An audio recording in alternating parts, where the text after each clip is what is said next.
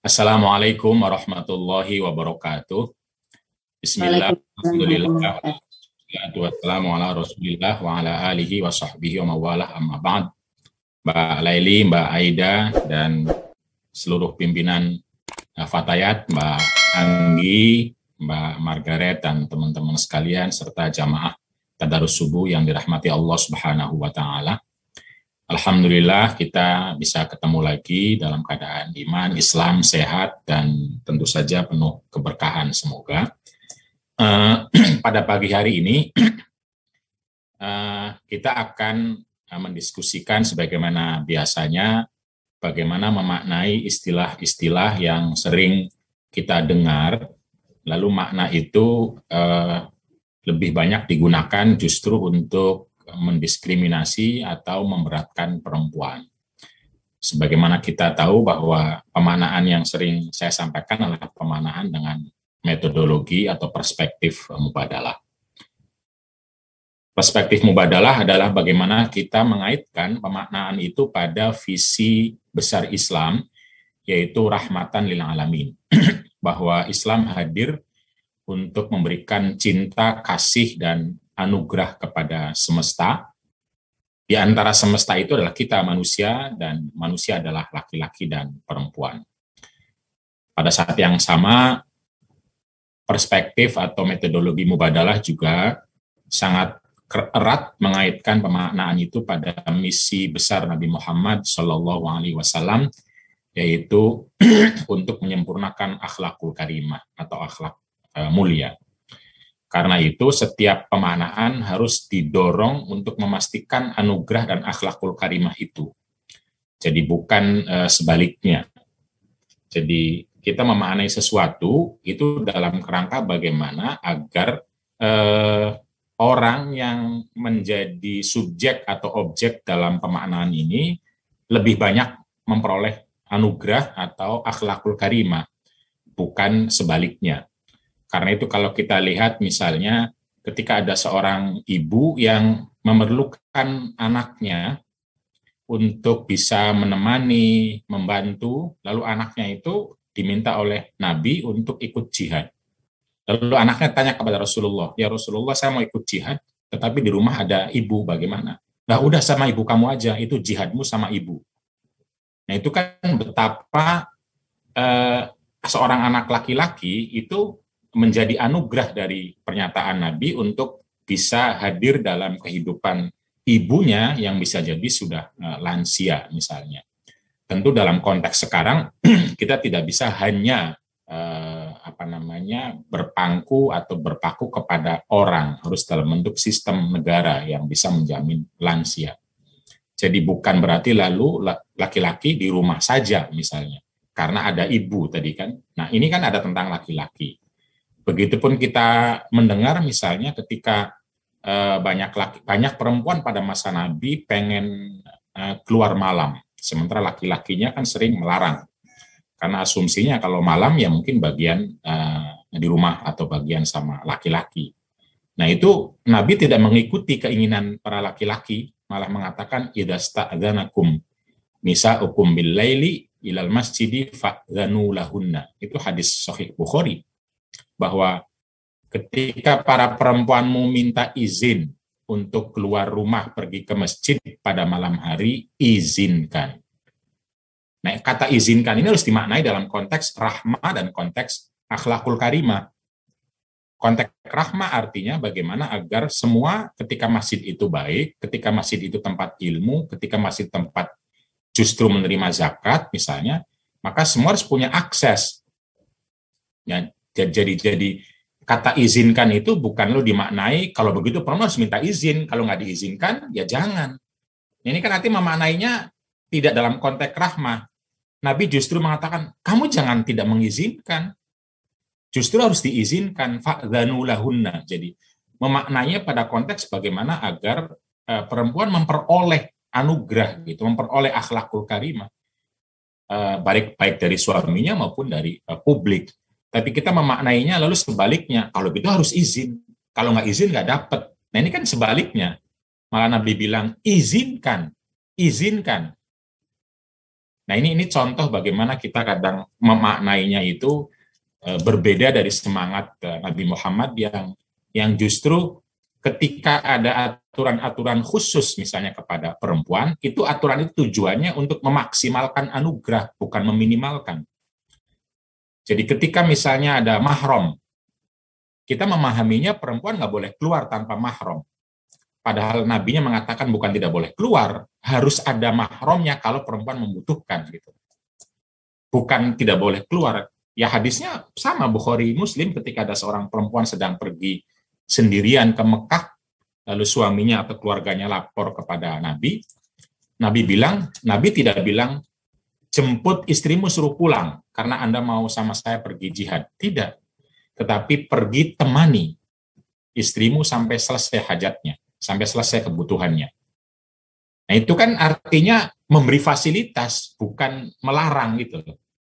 Jadi memastikan agar anugerah itu diperoleh.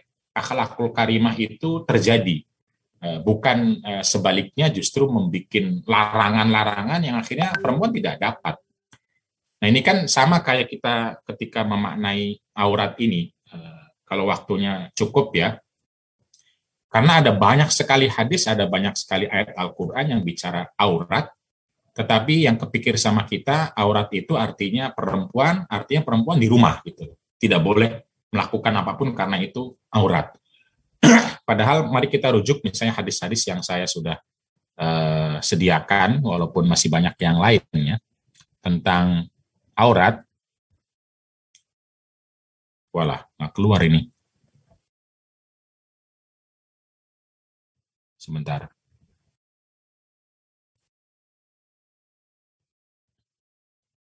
Sebentar. Kok nggak keluar?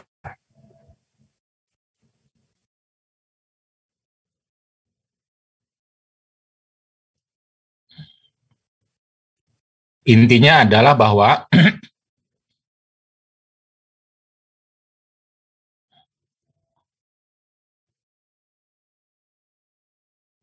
di dalam hadis, Quran maupun dalam kamus-kamus itu banyak sekali ungkapan-ungkapan aurat yang itu sangat menyentuh berbagai hal.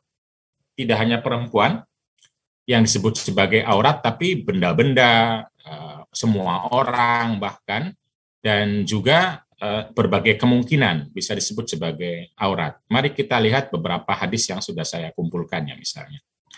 Kita memang kenal atau sangat hafal dengan hadis yang tadi baru saja disampaikan oleh Mbak Laili ya, bahwa perempuan adalah aurat, almar'atu auratun fa idza kharajat istashrafa syaitan. Perempuan itu kalau keluar adalah aurat yang akan disambut baik oleh setan. Lalu kemudian orang mengartikannya, kalau gitu jangan keluar, karena aurat biar tidak disambut sama setan. Nah, padahal kalau kita mau jujur misalnya, ini kan hadisnya pertama hadis Turmudi yang disebut oleh Imam Turmudi sendiri, Hasanun Gharibun. Dia di bawah dari Sahih nilainya, dan Gharib itu kurang dikenal. Oleh ahli hadis, tapi oleh kita terkenal sekali. Oleh ahli hadis nggak begitu dikenal. Nah, kalau kita bicara setan sekalipun misalnya, maka ada hadis yang jauh lebih sahih bahwa semua kita punya setan. Semua kita itu hadis Bukhari Muslim. Ma minkum min ahadin illa wa qad wukila bihi qarinuhu minasyaiton atau minal jinni atau minasyaiton wa qarinuhu minal malaika, bahwa setiap orang itu memiliki teman dari setan sama teman dari malaikat. Setiap saat ada. Bahkan disebutkan lagi bahwa setan yang ada dalam diri kita itu yajri kama jrid dam. Dia mengalir sebagaimana aliran darah, ada pada setiap orang. Nah, itu nggak sadar. Tapi kalau setan di perempuan, langsung perempuan setan. Ini kita bicara aurat ya. Ini hadis yang pertama yang terkenal itu. Tetapi kita tahu misalnya kita punya hadis-hadis lain bahwa setiap orang itu ya memiliki aurat, bahkan setiap orang bisa disebut sebagai aurat. Nanti kita lihat ya. Misalnya hadis Tirmidzi sendiri itu, la tu'dzu al-muslimina wa la tu'ayyiruhum wa la tattabi'u auratihim. Janganlah kamu menyakiti umat Islam. Nah, kalau umat Islam dengan semuanya. Janganlah kalian menyakiti umat Islam. Oh, ini nggak mau ya. Sorry, lagi ada masalah, nggak tahu ini. Pulpennya juga nggak jalan. Oke, ya udah. Ini la tu'dhu al-muslimina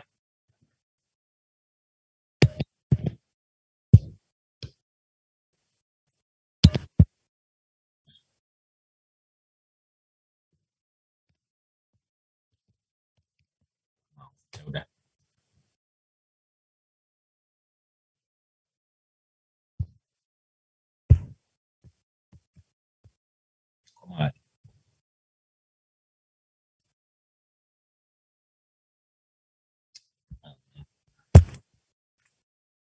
Kok nggak mau? Kenapa ini? Oke. Yang kedua adalah hadis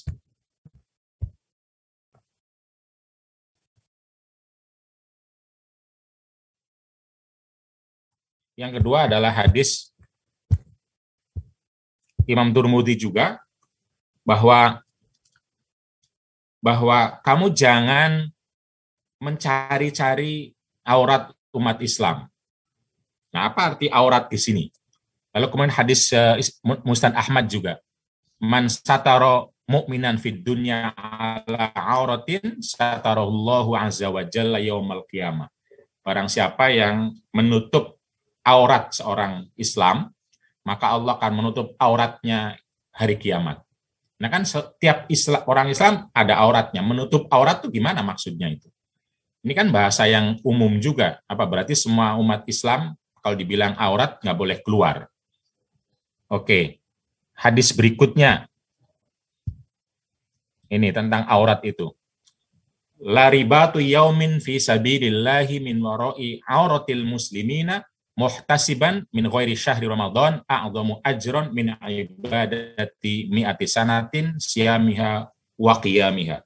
Menjaga aurat umat Islam sebagai niat karena Allah di luar bulan Ramadan itu pahalanya sangat besar, bahkan lebih besar dari pahala beribadah selama 100 tahun dan puasa serta sholat malamnya. Tentu saja ini fadhailul amal ya, tapi bukan konteks itunya yang mau bicarakan, konteks apa arti menjaga aurat umat Islam. Jadi umat Islam punya aurat, ini kalau menjaga aurat Islam 1 hari saja itu lebih baik daripada ibadah 100 tahun. Apa arti aurat umat Islam ini? Lalu disebutkan hadis bawahnya juga, apabila dijaganya pada bulan Ramadan, aurat tersebut, maka akan lebih banyak lagi pahalanya tentu saja ya. Nah ini juga disebutkan dalam Musnad Ahmad bahwa orang yang minum khamr itu kelakuannya adalah aurat. Jadi kelakuan meminum khamr itu adalah aurat. Ini hadis Musnad Ahmad. Ya, saya nggak perlu bacakan semua karena ini waktunya. Nah, sementara di Quran, mari kita lihat di Quran arti-arti aurat ini, yang juga saya kira sangat penting untuk bisa memberikan kita punya pandangan terkait dengan aurat ya. Ini dalam surat Al-Ahzab disebutkan bahwa inna buyutana auratun wa ma hiya bi aurah. Bahwa rumah-rumah kami adalah aurat.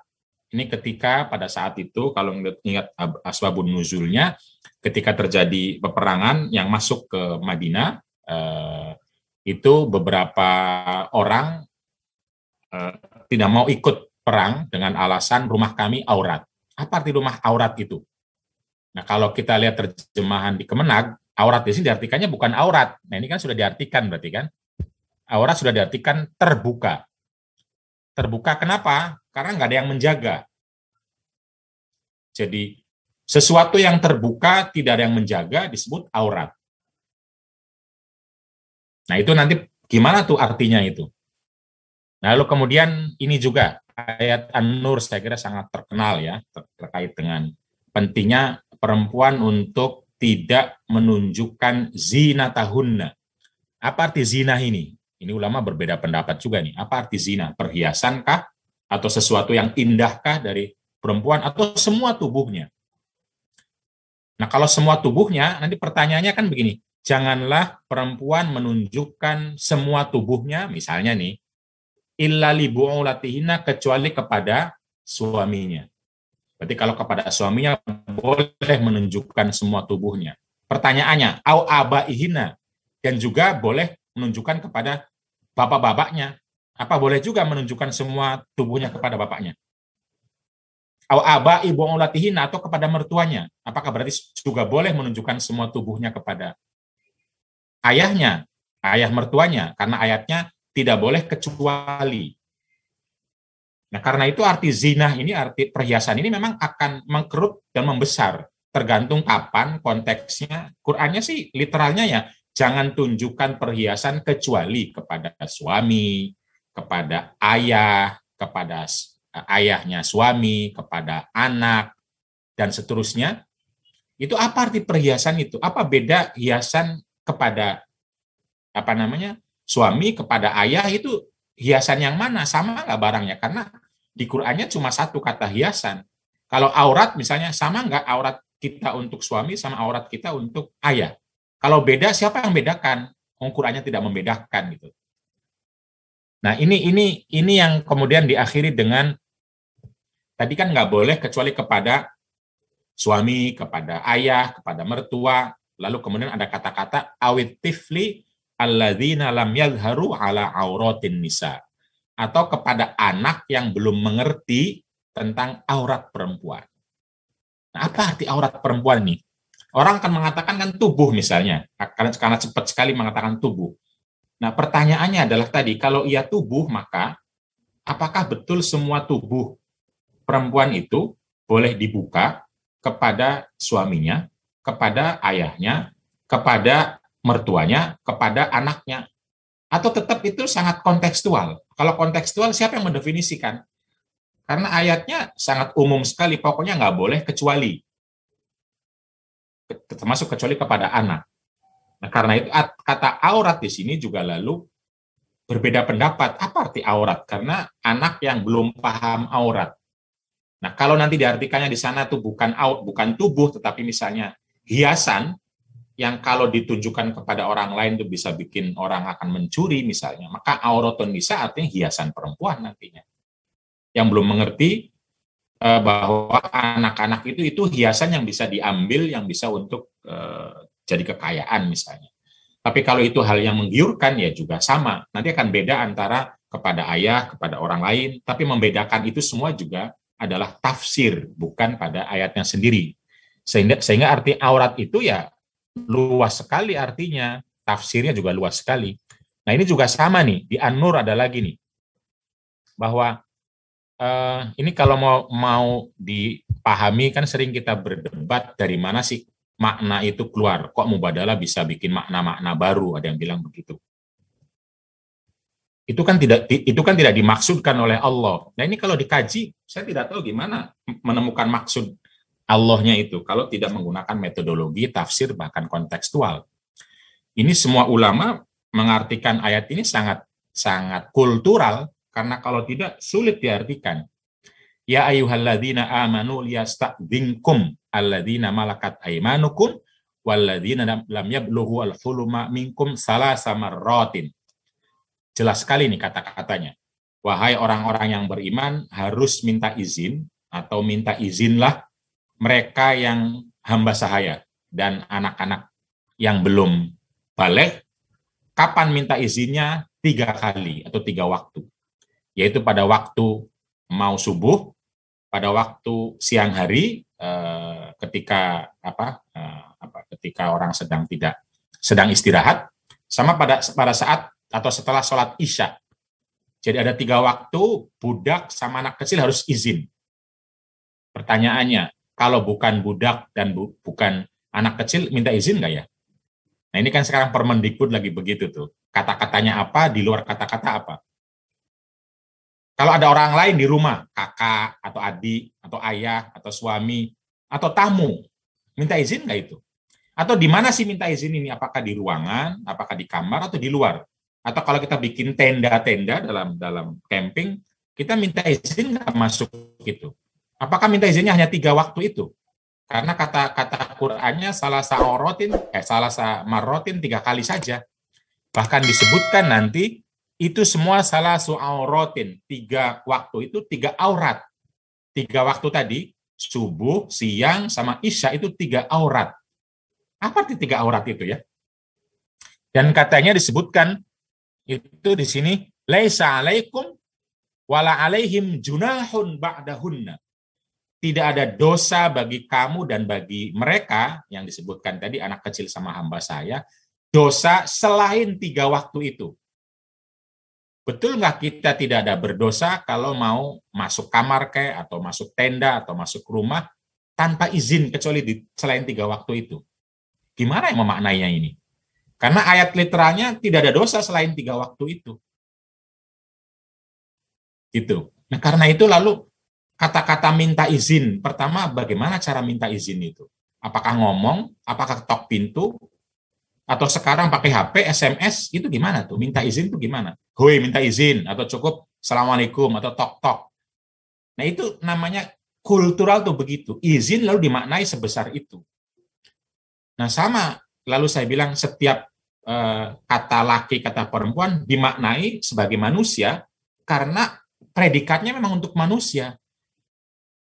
Itu kan metode memaknai. Ini juga sama metode memaknai. Gimana cara memaknai minta izin itu? Nah, kalau kita bilang harus literal, harus apa? Kata Al-Quran. Lalu kata Al-Quran yang minta izin cuma 2 orang, yaitu hamba sahaya sama anak kecil. Apakah betul hanya hamba saya sama anak kecil yang minta izin? Atau kita luaskan? Kalau kita luaskan, kenapa kita luaskan? Dari mana ayat ini? Ayatnya yang jelas-jelas ngomong anak kecil dan hamba sahaya. Sekarang hamba saya tidak ada. Lalu bagaimana tuh mengartikannya? Nah, ini saya bilang kita cari predikatnya tuh begitu. Kita cari ayat ini bicara apa sih? Lalu ya tidak mesti anak kecil, tidak mesti hamba sahaya, siapapun dalam kondisi di mana dia sedang tidak ingin diganggu, misalnya, orang lain harus minta izin. Apalagi itu privasi. Dan 3 waktu juga itu tidak mutlak. Kalau ngikutin metode mubadalah ya. Karena yang penting itu lalu larikan kepada akhlakul karimah, larikan kepada rahmatan lil alamin. Walaupun ayatnya jelas-jelas mengatakan tidak ada dosa selain 3 itu, kita tetap memaknainya bahwa selain waktu itu juga kita harus lihat dong. Masa masuk kamar langsung brudul begitu aja? Ke kamar orang lain. Bahkan bisa jadi ke kamar istri sendiri maupun suami sendiri. Kalau memang itu akan membuat kaget misalnya, kalau itu akan membuat misalnya marah misalnya, apa salahnya kita ngasih waktu dulu? Itu kan akhlakul karimah, minta izin itu, atau memberitahu itu. Nah, itu mengaitkan ayat atau hadis dengan akhlakul karimah itu begitu kira-kira, termasuk dalam konteks tadi kita bicara al-mar'atu auratun, bahwa perempuan adalah aurat. Kaitkan dong, jangan lalu enggak, ayatnya nggak maksud begitu, hadisnya nggak maksud. Dari mana nggak maksud begitu itu? Jadi memaknai ayat ini kan pasti semua orang menggunakan logika, menggunakan nalar, menggunakan pemikiran yang itu ada metodologinya. Kalau kita yakin dengan akhlakul karimah, maka ayat ini bisa dimaknai dengan perspektif akhlakul karimah. Nah, karena itu sama al-mar'atu auratun juga harus dimaknai dengan perspektif akhlakul karimah. Bagaimana aurat itu artinya adalah sesuatu yang harus dilindungi ketika dia keluar, jangan sampai menjadi makanan setan misalnya. Dan semua orang bisa menjadi makanan setan, tidak hanya perempuan. Makanan setan artinya dijerumuskan oleh orang lain atau dia menjerumuskan orang lain. Potensi baik dan buruk itu. Nanti kita akan kembali. Jadi di sini Quran ini disebut waktu pun aurat gitu. Lalu rumah yang tidak terjaga juga aurat. Lalu hiasan seseorang dalam hal ini perempuan tadi juga aurat, atau tubuh perempuan atau seseorang juga aurat. Nah, karena itu kalau kita kembali misalnya kepada kamus, saya melihat kamus lisan Arab saja, ini banyak sekali arti aurat, ini baru beberapa saja ya.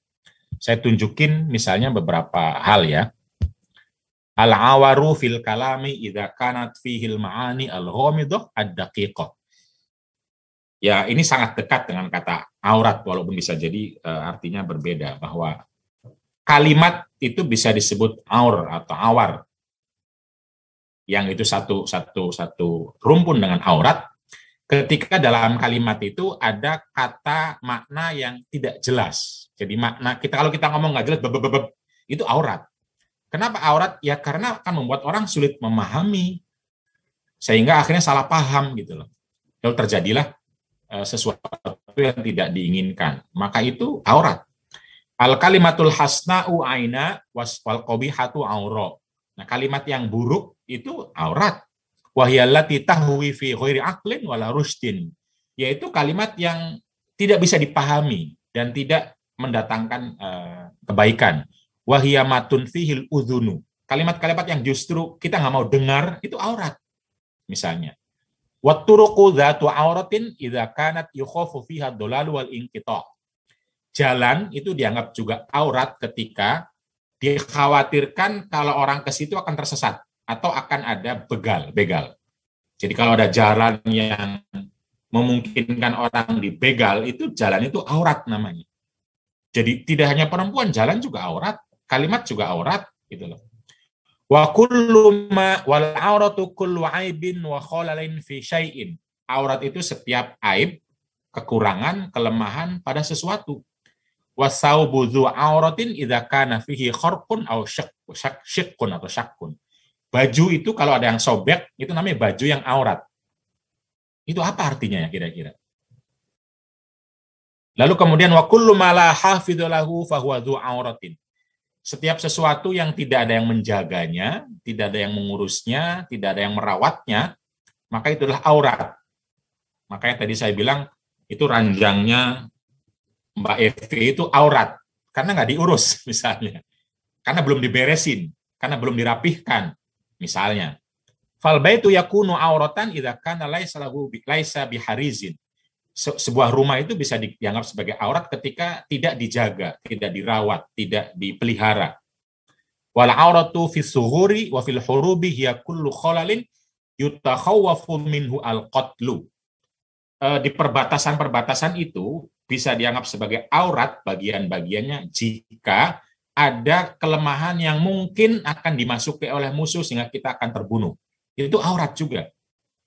Wala auratu aydun hiya kullu makmanin lisatri. Ini beda lagi nih. Aurat adalah setiap sesuatu yang menjadi persembunyian.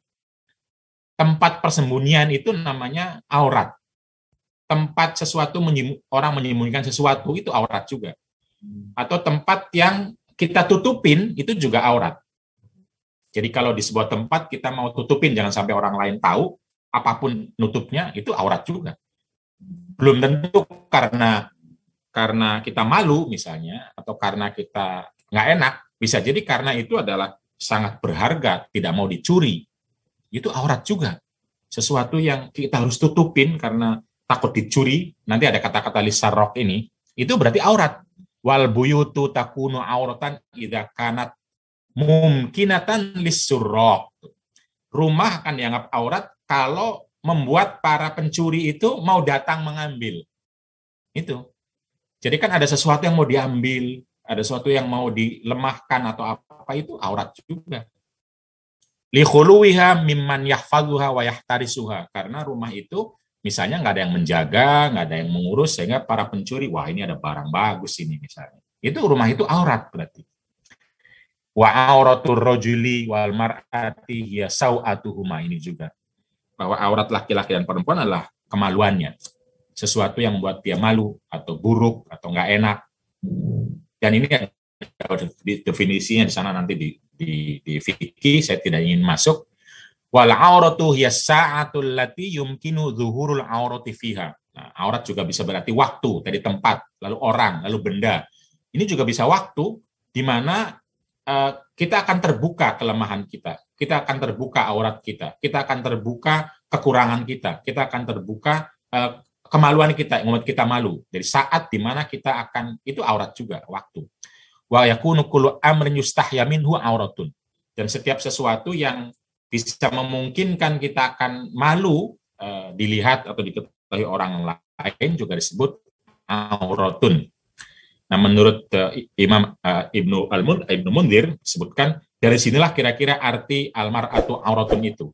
Artinya bahwa perempuan kalau keluar itu akan mungkin dipermalukan atau keluarganya malu atau dia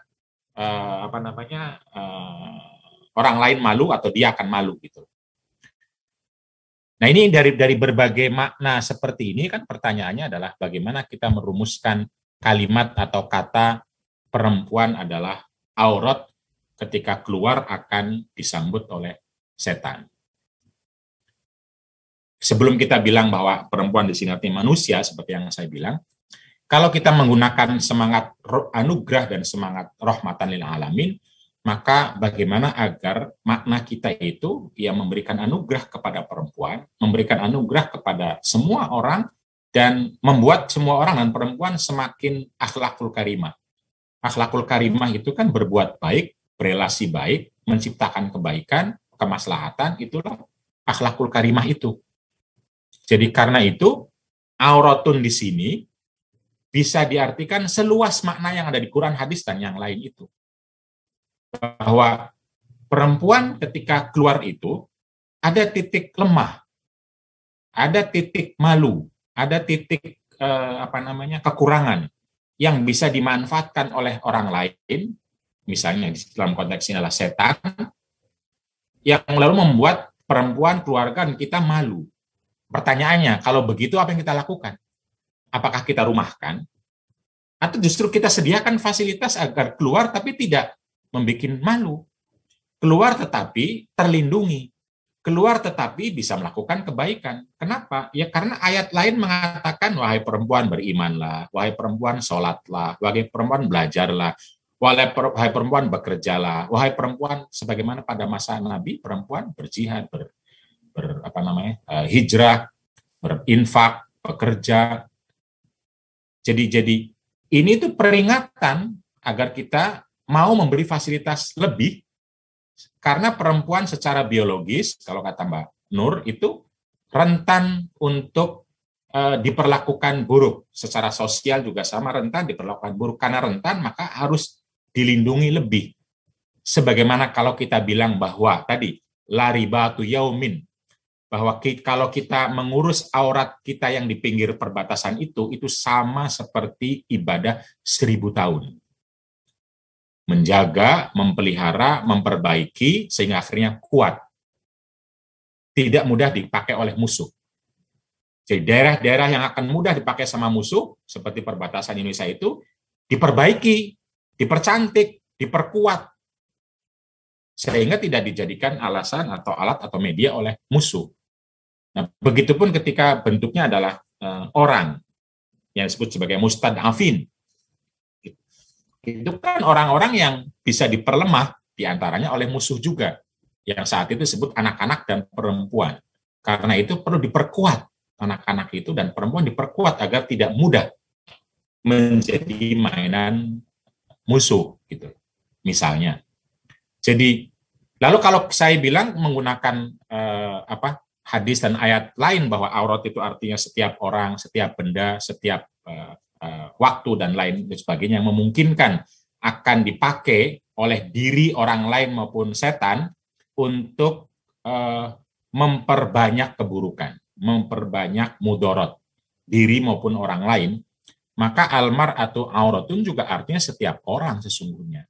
Setiap orang itu mungkin atau berpotensi ketika keluar itu menjadi aurat, menjadi titik lemah, menjadi titik malu, menjadi titik kekurangan yang akan dimainkan oleh orang lain atau dia sendiri akan memainkannya sehingga terjerumus. Kenapa dibilang setiap orang? Ya karena tadi dibilang setiap orang akan punya aurat dan setiap orang bisa aurat. Dan dibilang juga bahwa kita harus bisa menutupi, melindungi, menjaga, memastikan titik lemah itu tidak dimanfaatkan oleh orang lain atau tidak dipermalukan oleh orang lain. Jadi pesannya itu bukan mengatakan, nih aurat, lalu kemudian mari kita keroyok bersama atau mari kita tutup bersama sehingga dia tidak bisa bermanfaat. Tetapi justru sebaliknya kita harus waspada jangan sampai justru betul-betul melemahkan. Kita perlu melakukan berbagai hal agar anugerahnya tetap, tapi kelemahannya tidak destruktif gitu. Tidak melemahkan dia maupun melemahkan kita semua. Jadi almar'atu auratun idza kharajat istashrafa syaiton, kalau menggunakan perspektif tadi rahmah sama akhlakul karimah sebagaimana ayat tadi, tidak hanya terbatas kepada perempuan, tidak hanya terbatas kepada budak, tidak terbatas kepada anak kecil, tidak terbatas pada 3 waktu, tapi yang kita maknai adalah bagaimana agar kita semua waspada dengan titik lemah kita ketika kita keluar, terutama. Titik malu kita harus waspada, karena di luar banyak orang yang akan memanfaatkan kita. Ini mirip kayak media sosial. Kita jangan mudah mengumbar sesuatu yang justru akan menyerang kita. Kadang kita curhat tentang keburukan, maksudnya memperoleh simpati, malah sebaliknya diserang. Ini kan contoh kecil, itu aurat itu tuh. Aurat kita sendiri, kenapa kita sebarkan lewat media sosial misalnya. Itu artinya kita harus hati-hati di media sosial itu ke publik, khorojat ke publik akan diserang oleh orang. Kita harus waspada dengan begitu, karena di luar itu banyak orang yang membenci kita, di samping yang mencintai kita. Nah, istashrafa syaiton, akan ada setan-setan yang akan menyambut kita kalau kita tidak waspada. Kita semua, tidak hanya perempuan. Jadi almar'atu itu artinya seseorang. Auratun punya potensi lemah, punya sisi lemah, punya sisi buruk, punya sisi yang akan dimanfaatkan oleh orang lain atau siapapun. Lalu setan itu tidak hanya laki-laki, tidak hanya perempuan, bahkan kita sendiri itu bisa setan. Hadisnya Sahih Bukhari tadi saya bilang. Setan kita ada dalam diri kita sebagaimana mengalirnya darah. Nah, karena itu karena itu sangat tidak rahmatan lil alamin, sangat tidak akhlakul karimah kalau ada hadis yang sesungguhnya, kalau dari sisi sanad ya, itu tidak sepopuler hadis-hadis lain yang memberikan kewaspadaan kepada setiap orang, setiap masalah, setiap sesuatu, bahwa ada potensi buruk, ada potensi baik, ada malaikat, ada setan dalam setiap orang. Itu hadisnya Bukhari Muslim, bahkan lebih sahih. Karena ada setiap orang, maka kita harus selalu, ini kan tujuannya kan begitu. Ketika kita melihat potensi buruk kita, lalu mari kita perkuat takwa kita, perkuat iman kita, perkuat amal soleh kita. Bukan lalu melihat keburukannya, lalu kita bully, lalu kita salahkan, lalu kita habisi, lalu kita permalukan, sehingga akhirnya dia tidak punya akses, dia tidak punya fasilitas. Jadi titik lemah setiap orang dimanapun, kapanpun, bentuknya apapun, itu adalah aurat yang bisa dimanfaatkan oleh orang lain untuk menjerumuskan kita. Bisa ada dalam diri kita, dalam setiap fase kehidupan, cerita, kisah. Pasti kita punya kesalahan yang itu bisa dimainkan oleh, kalau dalam konteks politik ya saling menjegal, itu aurat itu tuh. Ada aurat di seseorang yang bisa dijegal oleh musuh kita, itu aurat. Nah, karena itu jangan menjegal, kalau bahasa hadis itu nggak boleh. Orang yang menjegal berarti tidak menutupi aurat. Sisi yang lain, jangan punya keburukan itu agar tidak dijegal. Atau sisi lain, perkuat diri agar ketika dijegal kita mampu untuk mengelolanya. Gitu. Jadi almar'atu auratun itu arti apapun silahkan, selama tidak untuk justru mendiskriminasi perempuan. Justru untuk melemahkan perempuan. Justru untuk menyalah-nyalahkan perempuan. Karena semua menyalahkan, mendiskriminasi, melemahkan itu bukan dari Islam. Dan itu melanggar rahmatan lil alamin dan juga akhlakul karimah.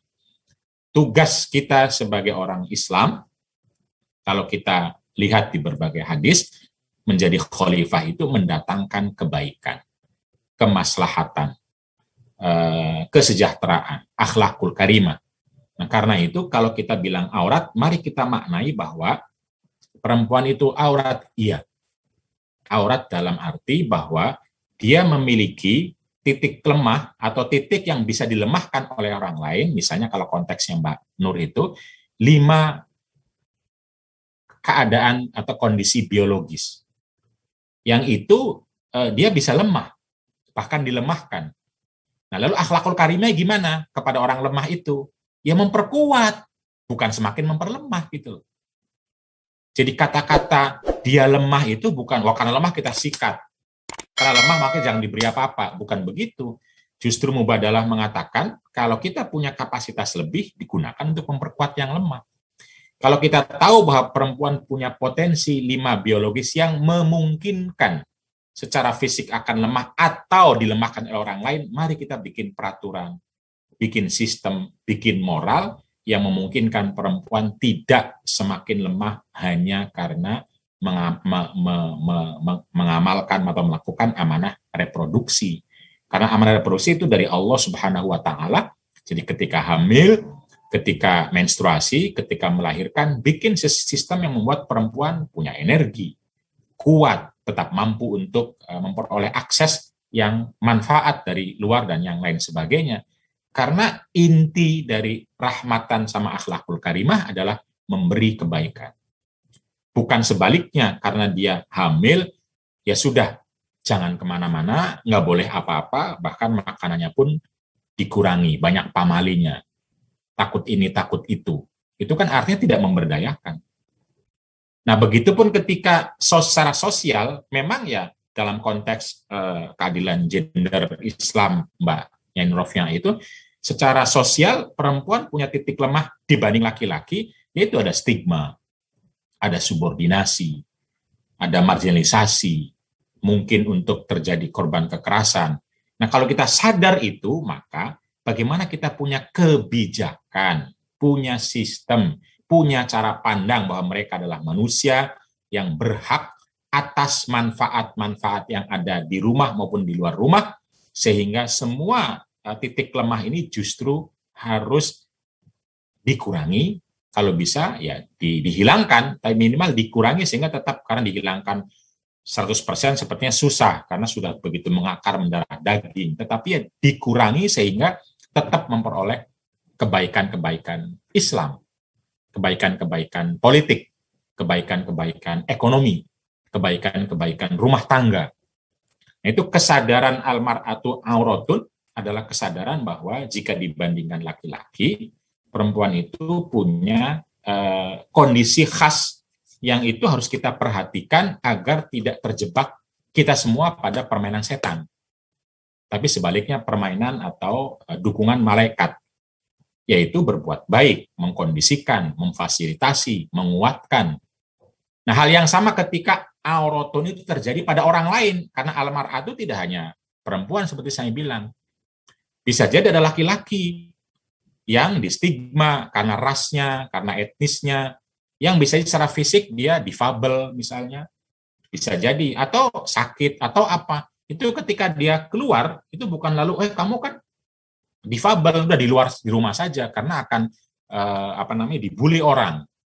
Kamu akan dimainkan oleh setan-setan sehingga orang pada melakukan keburukan kepada kamu, udah di rumah saja. Ya bukan begitu kebijakannya. Karena mereka adalah manusia yang juga perlu akses untuk di luar rumah. Banyak manfaat di luar rumah, ada politik, ekonomi, sosial, refresh, dan lain-lain. Justru kita ditantang bagaimana kita punya kebijakan, punya sistem sosial, punya moral, yang memberi fasilitas kepada siapapun yang memiliki titik lemah untuk diperkuat. Gitu loh, cara pandangnya harus begitu. Karena kata Nabi, man sataro aurata muslimin tadi. Kita memberi fasilitas agar supaya sekalipun dia punya aurat, dia tidak dijadikan titik lemah itu. Atau man nafasa an mu'minin kurbatan, barang siapa yang memberi jalan ketika ada orang Islam yang mengalami keburukan, mengalami kesusahan, mengalami titik lemah, maka Allah akan membuat jalan bagi kita di dunia dan di akhirat. Wallahu fi aunil abdi, madamal abdu fi auni akhihi. Bahwa kita akan ditolong oleh Allah selama kita saling menolong satu sama lain. Jadi bahasanya itu bukan merumahkan. Itu karena di rumah juga bisa jadi akan tetap menjadi setan. Karena apa? Misalnya ya diganggu, lalu diperkosa. Di rumah kan banyak juga terjadi pemerkosaan oleh ayahnya sendiri, oleh suaminya sendiri, sehingga terjadi mendarah-darah, oleh saudara sendiri, paman sendiri. Itu gimana? Artinya tetap kita tidak memahami auratun sebagai sesuatu yang harus kita lakukan agar tidak menjadi titik lemah. Karena di dalam rumah juga sama aja sangat mungkin terjadi. Tapi kalau kita memperoleh pesan rahmatan lil alamin dan akhlakul karimah dari hadis ini, maka perempuan dan siapapun di rumah maupun di luar rumah itu tidak boleh menjadi titik lemah dia dan kita. Tidak boleh menjadi media bagi setan maupun iblis. Tidak boleh menjadi sesuatu yang membuat kita saling melemahkan, saling menjatuhkan, saling menjegal. Tetapi sebaliknya adalah bagaimana kekurangan itu untuk diperkuat. Kelemahan itu untuk diperkuat. Titik lemah itu menjadi tugas kita bagaimana agar bisa kuat dan tetap memiliki anugerah, rahmah, maslahah.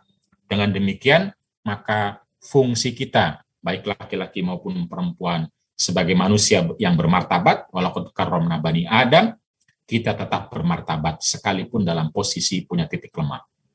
Kenapa? Karena situasinya memberi kesempatan kepada kita untuk tetap menjadi orang yang bermartabat. Bukan malah diperlemah sehingga tidak punya martabat.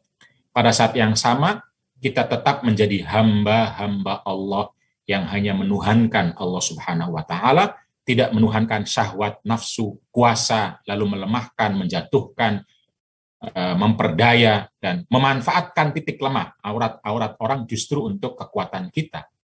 Itu artinya kita tidak menuhankan Allah, tapi menuhankan menuhankan syahwat demi kepentingan diri dan memperhamba orang lain. Dan pada saat yang sama kita semua berusaha menjadi khalifah fil ard, laki-laki dan perempuan memperoleh fasilitas yang sama, kesempatan yang sama, agar terus memperbaiki diri untuk menjadi orang yang bisa memberikan manfaat yang seluas-luasnya untuk keluarga maupun masyarakat dan semesta. Saya pikir itu sebagai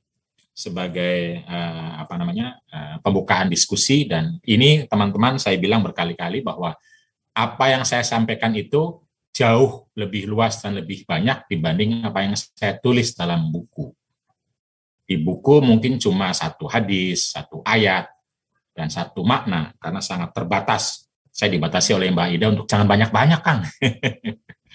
Jadi, karena itu, kalau ada teman-teman yang ingin mengembangkan lebih jauh, ini dari tadarus ini banyak sekali yang bisa dikembangkan lebih jauh. Kalau Anda semua nanti tidak mau menulis, ya saya akan menuliskannya nanti dalam jilid-jilid berikutnya. Tapi kalau ada yang mau mengembangkan, saya senang sekali, saya sangat berbangga dan berbahagia. Mudah-mudahan kita semua terus untuk saling menginspirasi dan memfasilitasi agar aurat kita semua tidak dimanfaatkan oleh kita maupun orang lain untuk melemahkan, menjatuhkan, memperdaya kita, sebagaimana setan-setan kapanpun terus memperdaya kita, tapi sebaliknya, sebagaimana kata Nabi, bahwa dalam diri Nabi juga ada setan, illa anallaha qad a'aniya, fala ya'muruni illa bil khair. Bahwa, apakah dalam dirimu juga ada setan, ada jin ya Rasulullah, kata sahabat, iya, di saya juga ada, tetapi Allah telah menolongku sehingga dia selalu meminta saya justru untuk berbuat baik. Dan kalau kita ingin meneladani Nabi, maka setan-setan yang ada di kita, aurat-aurat yang ada di kita, kelemahan-kelemahan yang ada di kita, kita sadari, kita ketahui, tetapi bukan untuk melemahkan diri kita atau orang lain, memperdaya diri kita atau orang lain. Sebaliknya, bagaimana agar titik lemah itu menjadi kesadaran agar kita bisa berbuat lebih baik, lebih maslahah, lebih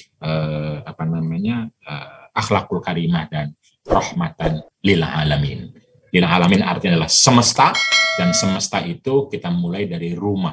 Rumah adalah semesta kecil yang jika rumah-rumah kita menjadi rahmah, maka akan mudah masyarakat maupun bangsa dan semesta akan menjadi rahmah lil alamin, anugerah bagi seluruhnya.